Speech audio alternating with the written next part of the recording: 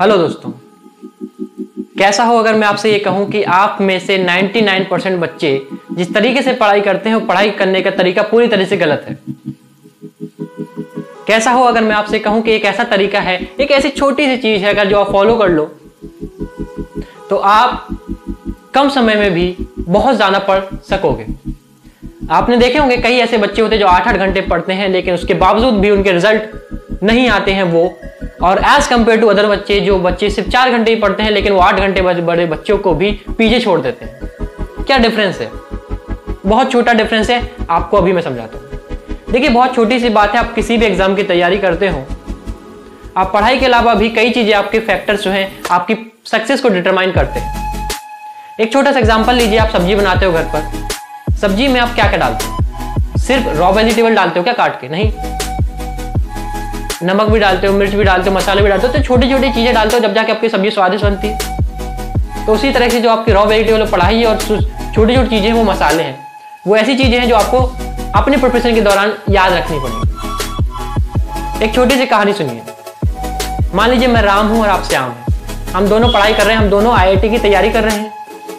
आप 8 घंटे पढ़ते हो, मैं 4 घंटे पढ़ता हूं एक दिन में, लेकिन मैं 4 घंटे पढ़ के भी आपसे अच्छे नंबर ला रहा हूं। आप 8 घंटे पढ़ रहे हो, आपके उतने मार्क्स नहीं आ रहे जितने मेरे आ रहे हैं।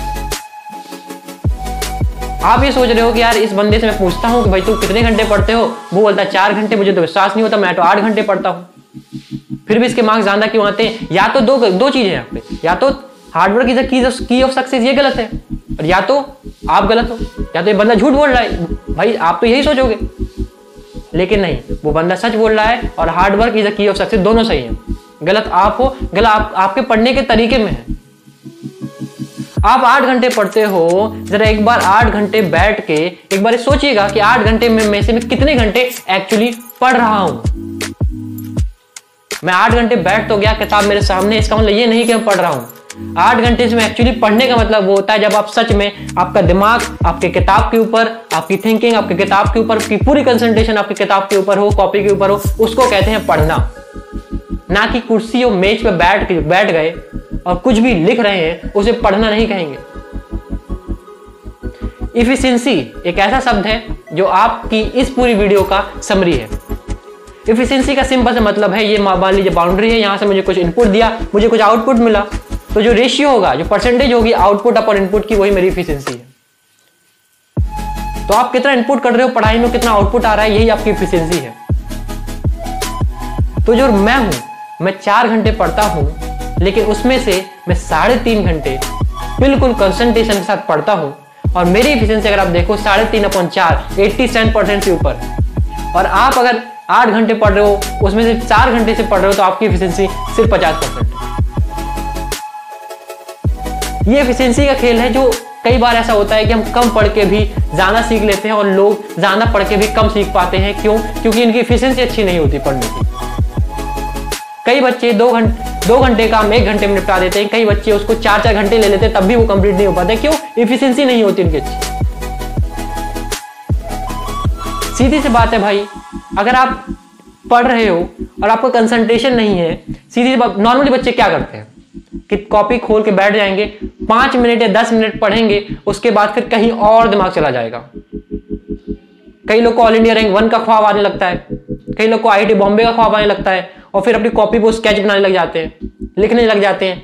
AIR1 कई तरीके से लिखेंगे और उसी में 4-5 मिनट लगा दें, फिर याद आएगा नहीं पढ़ना भी है, फिर ऐसा होगा, फिर पानी पीने लग जाएंगे। तो ऐसा चलता रहेगा। आप देखोगे, अब जब अपनी परफॉर्मेंस को एनालाइज करोगे तो आपको पता चलेगा तो 50% टाइम भी नहीं पढ़ रहा हूं, और अपने आप को मूर्ख बना रहा था कि मैं तो 8-8 घंटे पढ़ रहा हूं, दूसरों को बताता 8-8 घंटे पढ़ रहा हूं।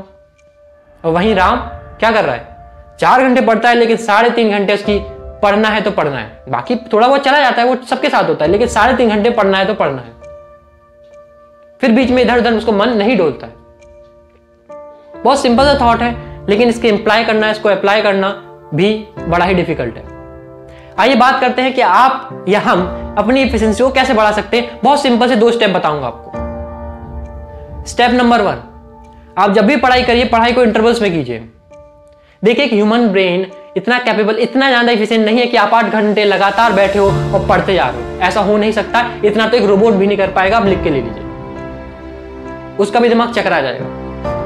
कोशिश कीजिए कि मैं एक घंटे के टाइम स्लॉट बनाऊं। मान लीजिए मुझे 8 से 1 पढ़ना है तो मैं 8 से 9 बैठूंगा।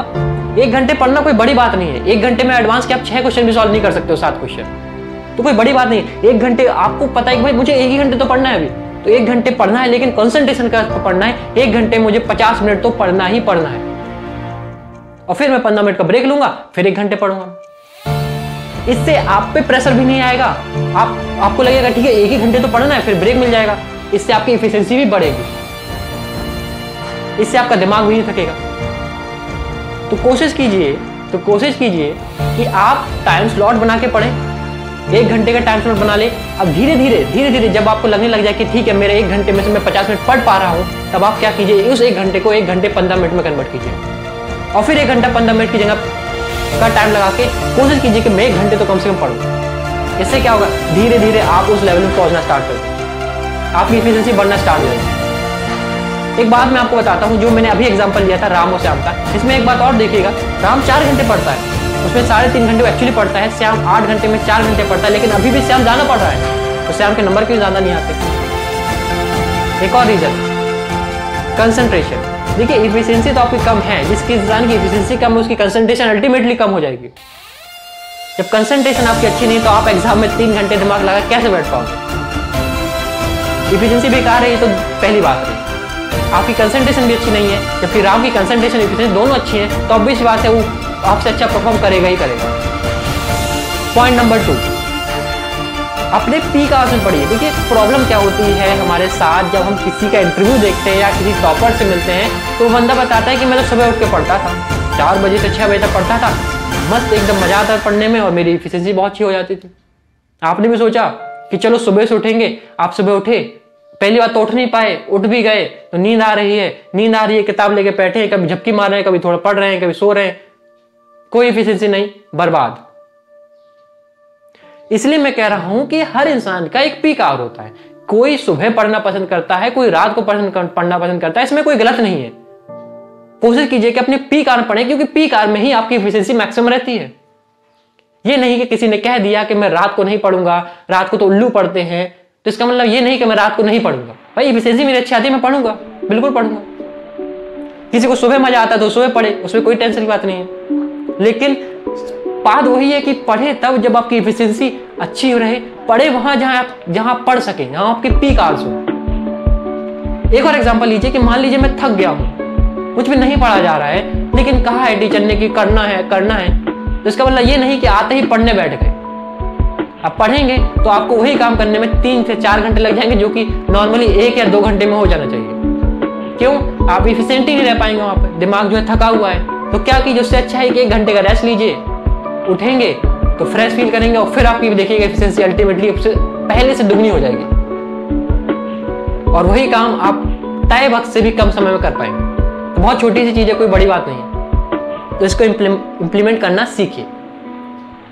अगली वीडियो में आपको मैं ऐसा प्लान बताने जा रहा हूं, that is called log table. ऐसी टेबल जो हर एक बंदा जो फ्रेशर है, जो भी तैयारी कर रहा है किसी भी एग्जाम की, अगर अप्लाई करता है तो गारंटी दे सकता हूं मैं, अगर अप्लाई करता है तो आपकी IIT में जाने के चांसेस या किसी भी एग्जाम में ड्रीम जॉब लेने के चांसेस मैक्सिमम होंगे ही होंगे। वो तरीका आप डिस्कस करेंगे अगली वीडियो में। तब तक के लिए अगर वीडियो पसंद आई हो तो वीडियो को लाइक कीजिए, चैनल को सब्सक्राइब करिए। मिलते हैं अगली वीडियो में किसी एक इंटरेस्टिंग टॉपिक के साथ, तब तक के लिए जय हिंद।